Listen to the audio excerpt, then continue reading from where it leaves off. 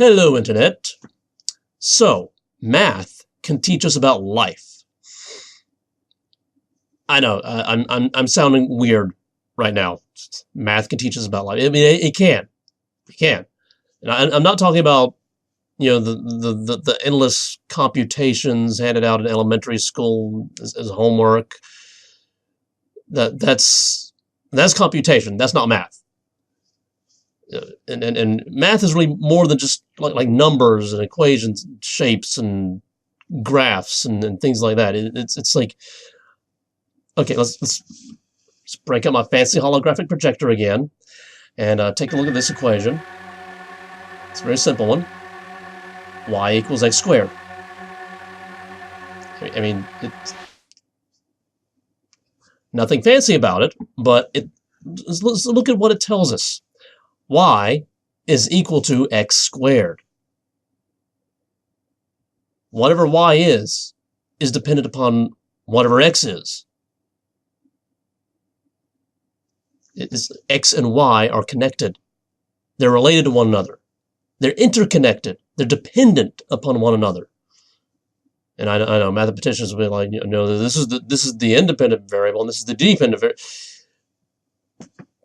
I mean, if we accept that inverse equations are a thing, then we could just flip it around and the dependency goes the other way.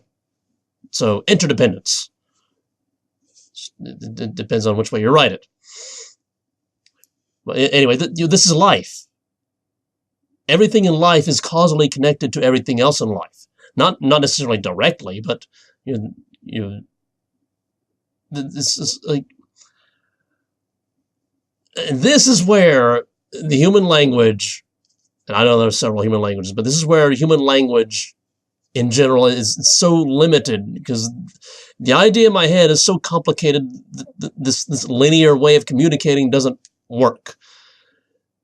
It's like all of life is these things all over the place that are connected to all of them. All of them. Everything is connected. And you change one thing, then the things that are connected to it, they also change. And they change the things that they are connected to, and so on and so on and so on. It's this massive, complicated, messy feedback loop. And yeah, that simple equation, y equals x squared, that's way too simple to express the level of complexity that's actually in life, but everything is connected. Think about something slightly simpler. Let's think about somebody you work with. Their behavior affects your mood, or you let their behavior affect your mood. You set up a rule that tells you how your mood is based on how they behave. And your mood affects your behavior, which in turn may affect their mood, which affects their behavior, which affects your mood, which affects your behavior. See, we have like a little feedback loop going because it's all connected. That's like an emotional equation right there. But there's more to it than that. Let's break out the fancy holographic projector again, and let's take something from calculus. I'm not going to go too deep into calculus. It's just like rates of change. It's like, how is x changing with respect to y, or how is y changing with respect to x? It's all about the change. And life is change. Life is all about change. I mean, without change, there's nothing. If nothing changes, nothing happens. Life is all about the stuff that happens. Life is change. I mean, just think about a cell.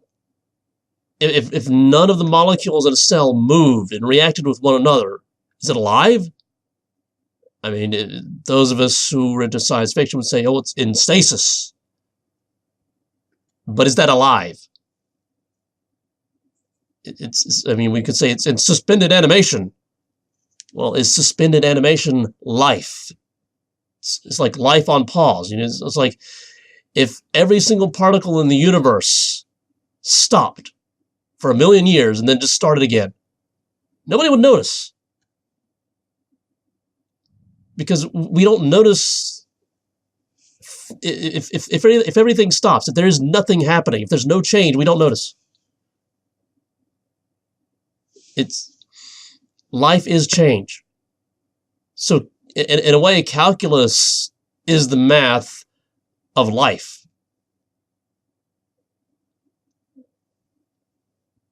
I know these videos are starting to get really weird, but math tells us a lot about life.